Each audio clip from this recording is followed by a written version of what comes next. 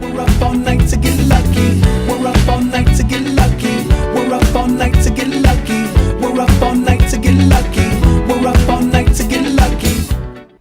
Olá, eu sou a Márcia Luz e você está assistindo Márcia Luz TV, construindo a sua felicidade e o seu sucesso aqui e agora.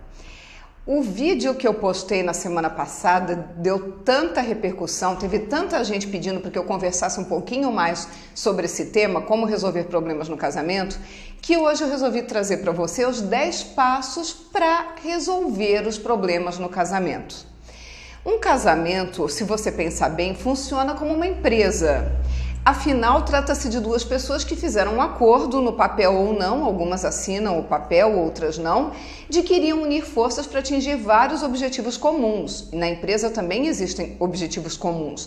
No casamento, eles podem ser ter e criar filhos, conquistar a casa própria, conquistar a estabilidade financeira, entre tantos outros objetivos que o casal pode traçar. Mas, na realidade, no momento em que eles resolveram viver juntos, eles fizeram um acordo, ou no papel, ou um acordo de intenções, de alcançar algumas coisas juntos. Portanto, vale aqui o mesmo método de solução de problemas que você pode utilizar no seu ambiente profissional. Eu vou te explicar as etapas de como é que você faz para solucionar problemas no casamento e você vai ver que é muito parecido com o método de resolução de problemas que as empresas utilizam também.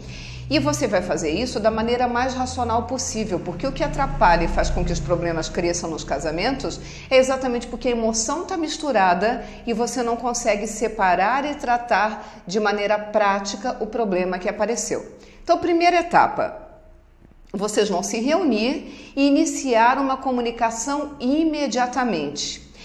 Imediatamente eu quero dizer o seguinte, problema não é como o vinho, que melhora com o tempo. Problema, se você não resolve logo, ele só vai aumentando. Claro que se foi algo que acabou de ocorrer e os ânimos estão exaltados, aí não é hora de mexer. Você pode esperar até o dia seguinte, mas não mais do que isso. Não deixe o problema crescer imaginando que ele vai se resolver por si próprio, porque não vai resolver. Segundo passo. Ouvir. Você tem 2 ouvidos e uma única boca, porque você precisa ouvir mais do que falar. Enquanto um parceiro está falando, o outro, em vez de ouvir, normalmente já começa a formular na mente uma resposta ou até uma retaliação. Ao fazer isso, você acaba deixando de ouvir. A maneira que o falante inicia a conversa determina se o ouvinte ficará à vontade para dialogar ou não. Então aí tem uma dica também. Dependendo da maneira como você fala e as frases que você fala, você já coloca outra pessoa na defensiva. Cuida para sua fala não ser um ataque, para ser um relato do problema que precisa ser resolvido. E como ouvinte, ouça até a última frase. E eu vou ensinar uma técnica. Para você ter certeza que ouviu até o fim, use a técnica de começar a tua próxima fala com a última frase que o outro falou. Então o outro diz assim, está muito complicado o horário que você está chegando em casa. Entre outras coisas, ele termina dizendo isso. Está muito complicado o horário que você está chegando em casa. Você vai iniciar sua fala dizendo, você me disse que está muito complicado o horário que estou chegando em casa. E eu quero dizer, e aí você continua. Isso assegura, primeiro, que você ouviu até o fim. Segundo, que a outra pessoa se sente valorizada porque você está até repetindo as palavras dela, significa que você ouviu de fato. Então, a segunda etapa, ouvir. Terceira etapa, perguntar. Faça perguntas para entender bem o panorama que se apresenta. E aí uma dica, evite usar pergunta começando com a palavra porquê. Vou dar um exemplo. Por que você não gosta que eu haja dessa forma? O porquê, a palavra porquê, ativa o campo de justificativas na mente das pessoas e das crenças limitantes e acaba trazendo emoções paralisantes à tona. No lugar de perguntar por que isso, por que aquilo, opte por perguntar como. Vou dar um exemplo. Como você considera que eu deveria agir nessa situação? Então, no lugar de dizer, por que você acha que eu não deveria agir assim? Pergunte, Como você considera que eu deveria agir nessa situação? Percebem a diferença? A primeira pergunta vai ter uma resposta do tipo: por que você não está fazendo nada certo? Por que você é uma sacana? Por que você não tem um comportamento adequado? Quando você pergunta como você considera que eu deveria agir nessa situação, a pessoa tem que partir para o campo das soluções, das ideias. Ele vai dizer: ó, eu acho que você deveria agir desta e desta maneira. Evita ficar no campo das acusações e vai para o campo da especificidade do que precisa ser feito. Fazer perguntas de maneira inteligente é uma boa forma de encontrar a raiz dos seus problemas e assim poder buscar uma solução permanente. Essa é a terceira etapa, então fazer perguntas. Quarta etapa, focar nos fatos.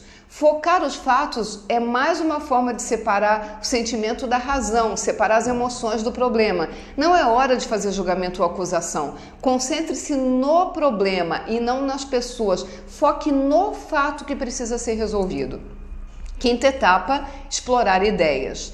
Esse estágio é enfatizado pela criatividade e quantidade de ideias. O casal deve ser criativo e se sentir livre para sugerir soluções sem criticar, sem condenar ou sem ridicularizar as ideias propostas. Então vocês têm um problema, vocês identificaram, vocês já se ouviram. Agora vocês vão pensar, gerar muitas ideias. E não critica o outro. Que ideia absurda, é evidente que isso não pode funcionar, porque isso vai fazer com que o outro não queira continuar falando. Deixa as ideias surgirem e, se possível, até anota todas elas. Sexta etapa, propor uma solução. Depois de todas aquelas ideias geradas, vocês têm que escolher uma solução. Opte por uma solução que não seja a sua ideia, nem a ideia dele, e sim um caminho do meio. Uma terceira ideia que surge a partir de todas as outras que foram apresentadas. Juntos, vocês conseguem construir uma ideia ainda melhor do que cada um pensou individualmente. Sétima etapa. Concordem com o plano de ação. Não adianta vocês escolherem a ideia que vai ser implementada e não concordarem que isso vai ser colocado em prática. A pergunta a ser respondida é: todos os lados, as duas partes, creem e concordam que a proposta poderá resolver o problema? Todos os envolvidos têm que acreditar e apoiar a proposta, senão ela já nasceu morta e não vai chegar em lugar nenhum.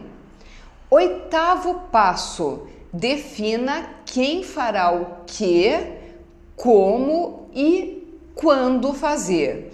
Cachorro que tem dois donos morre de fome. Se vocês decidirem pela ideia melhor, definirem que vão implementar e não combinarem direitinho quem vai fazer o que, sabe o que vai acontecer? Tratado de boas intenções vai ficar no papel e nada vai acontecer, um esperando que o outro haja. Então, quem, quando, como, tudo muito definido. Quem vai fazer cada parte daquela ideia que precisa ser implementada. Nona etapa, acompanhar para ver se está funcionando, porque você até acha que foi uma ideia brilhante no momento, mas de repente não foi. E décima etapa, se está funcionando, continuar. Se não está, repetir todo o processo de novo, conversar, ouvir, levantar ideias, escolher a melhor ideia e implementar para que você consiga realmente sanar o problema. E deve ter gente perguntando: e se o meu marido for o problema? E se minha mulher for o problema? Olha, nós já conversamos sobre isso no meu vídeo chamado Resolvendo Problemas no Casamento, que foi o vídeo anterior. Se você não assistiu, por favor, assista. Para de querer transformar sapo em príncipe ou sapa em princesa e assuma que a pessoa que está ao seu lado é a pessoa que você quer continuar vivendo. Se você ainda não assistiu, eu vou colocar o link aqui abaixo desse vídeo, você clica lá que eu deixei ele para você. Se você decidiu que vale a pena investir na sua relação, então vai precisar se esforçar para deixar as emoções de mágoa de lado e agir de forma mais racional para resolver os problemas. Vou dar mais uma dica. Use a estratégia do telefone. Como é que é isso? Você já reparou que você pode estar no meio de uma briga e a voz exaltada e aquela confusão, todo mundo gritando, porque dificilmente alguém briga polidamente. Eu não concordo, acho que você está errado. Não, querida, você que não está conseguindo enxergar isso. Normalmente é, por que você é isso, você é aquilo? Aquela confusão, se você estiver no meio de uma briga e o telefone tocar e você tiver que atender, principalmente se você estiver esperando uma ligação, o que você faz? Você atende o telefone e vai me dizer que você vai atender no mesmo tom. Alô, que é? Por que tá ligando agora? Não. Possivelmente você vai dizer, alô, pois não. Aqui quem está falando é a Márcia. Você vai se controlar e atender com a voz normal, não é isso?